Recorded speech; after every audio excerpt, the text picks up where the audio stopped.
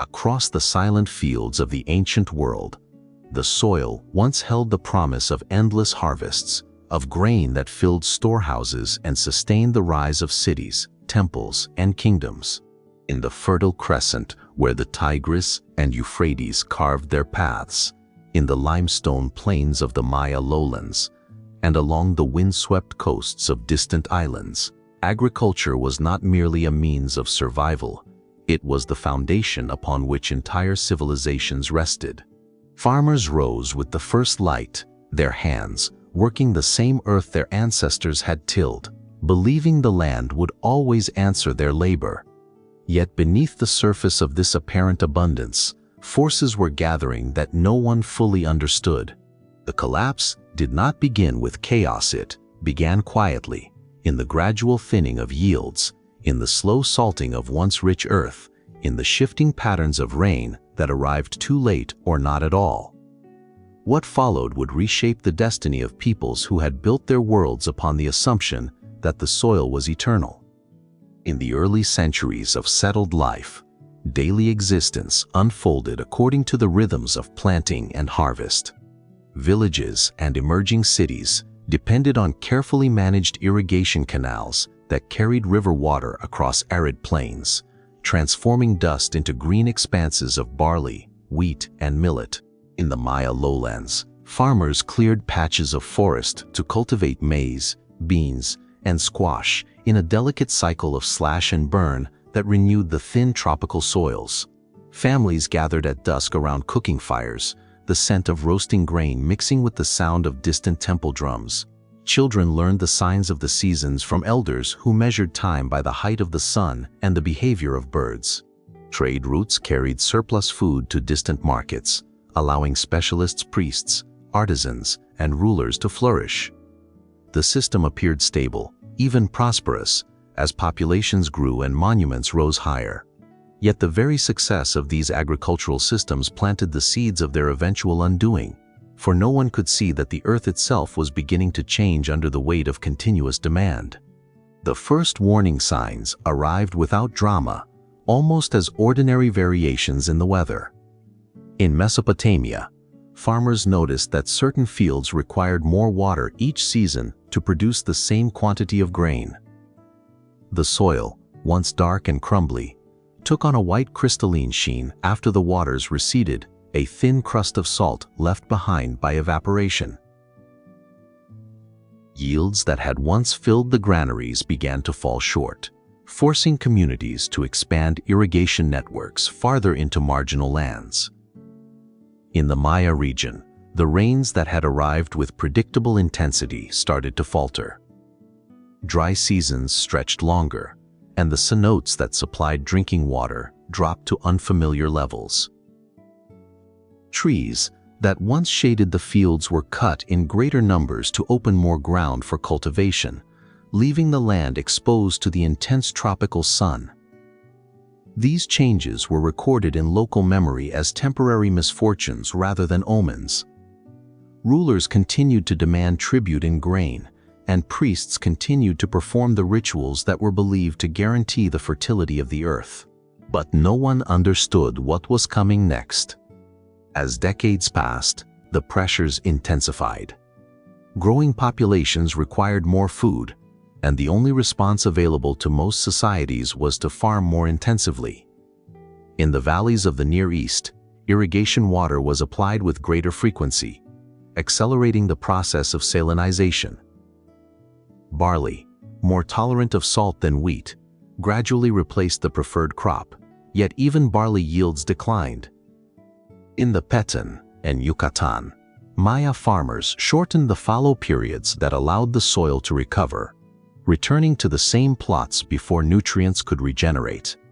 Erosion carried away the thin layer of topsoil during the increasingly irregular rains. On remote islands, such as Rapa Nui, the clearing of forests for agriculture and the transport of monumental statues removed the trees that once protected the soil from wind and rain. Without their roots, the earth washed into the sea or blew away as dust. Each of these societies made decisions rooted in the logic of their time-expand cultivation, intensify labor, extract more from the land. Yet those decisions compounded the underlying damage until the system began to strain under its own weight. The moment of failure did not announce itself with a single catastrophe. It arrived as a cascade of interconnected breakdowns. In Mesopotamia, entire districts that had once been the breadbasket of empires produced so little that people abandoned their villages and migrated toward the remaining productive zones or into the cities, swelling urban populations that could no longer be fed.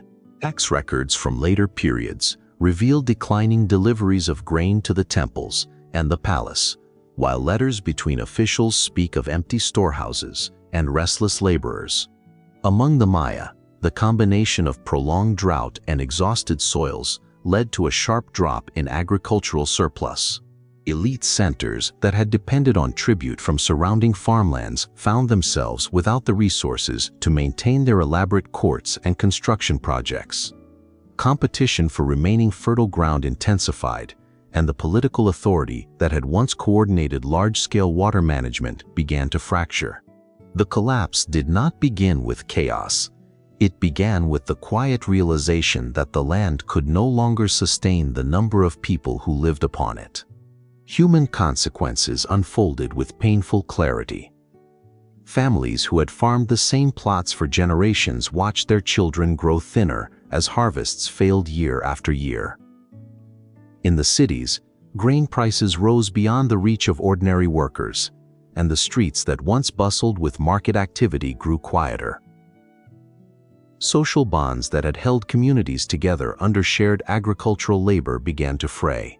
In some regions, people turned to foraging and hunting in lands already stripped of their most useful plants and animals.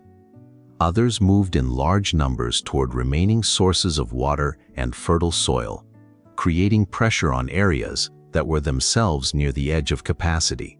Rituals intensified as priests and rulers sought to restore the favor of the gods, yet the rain still failed to return in the old patterns, and the soil continued its slow decline. The fear that settled over these societies was not the sudden terror of invasion, but the deeper, more enduring dread of watching the foundation of life itself slip away. As the agricultural systems unraveled, political and social structures followed. In the lowland Maya cities, the great centers of the southern region, places that had once projected power across hundreds of kilometers, were gradually abandoned. Stelae that had recorded the deeds of kings ceased to be erected. The monumental architecture that required vast amounts of labor and food to maintain fell into disrepair. In Mesopotamia, successive empires struggled to hold together territories whose productive capacity had diminished. The ability to field large armies or support extensive bureaucracies depended on reliable surplus, and that surplus had vanished from many of the old heartlands. On islands where deforestation and soil loss had gone furthest, populations contracted dramatically, and the complex social hierarchies that had once organized labor for monumental construction could no longer be sustained. The silence that settled over these places was not the silence of peace, but of systems that had exhausted their capacity to renew themselves. The long-term historical impact of these agricultural failures extended far beyond the immediate generations that suffered them. In the Near East, the shift of productive agriculture away from the heavily salinized southern alluvium altered the balance of power for centuries, favoring regions with more resilient soils and different water regimes. The memory of once great cities, reduced to mounds of eroded brick, served as a quiet reminder that even the most sophisticated irrigation networks could not indefinitely overcome the limits of the land. Among the Maya, the collapse of the southern lowland centers did not mean the end of the culture, but it forced a profound reorganization. Populations concentrated in the northern Yucatan, where different environmental conditions allowed new forms of political and economic life to emerge. The abandoned cities, overtaken by forest, became places of memory and cautionary legend. On distant islands, the reduction of populations and the loss of certain technologies left societies permanently altered, their later histories shaped by the constraints their ancestors had imposed upon the soil. These processes reveal a recurring pattern across widely separated ancient societies. The expansion of agriculture under favorable conditions created the surplus that allowed complexity to grow cities, specialization, monumental building, and hierarchical rule. Yet that same expansion, when pushed beyond the regenerative capacity of the land, generated feedbacks that undermined the very foundation of the system. Salinization, nutrient depletion, erosion, and the loss of vegetation cover were not sudden events but cumulative processes, often invisible in their early stages and difficult to reverse once advanced. Climate fluctuations, particularly prolonged droughts, acted as amplifiers rather than sole causes, exposing the fragility that intensive farming had already introduced. By the time the signs became clear to those living through them, the options for recovery had narrowed dramatically.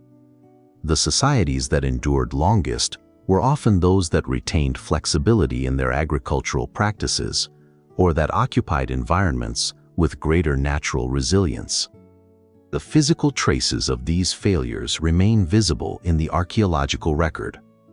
Layers of salt-encrusted soil, abandoned canal systems filled with sediment, pollen records showing the disappearance of forest cover, and isotopic evidence of dietary stress in human remains all speak to the same underlying story.